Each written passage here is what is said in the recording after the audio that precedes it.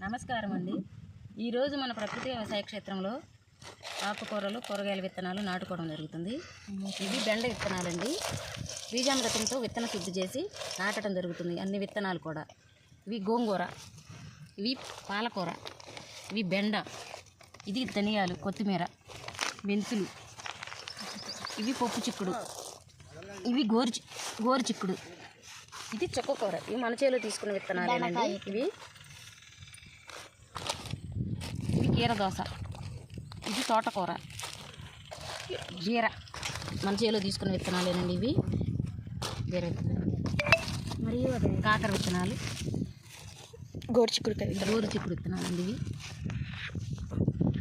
So విన్నారు కదండి, ఈరోజు మనం పొలంలో విత్తనాలు నాటడానికి వచ్చామన్నమాట.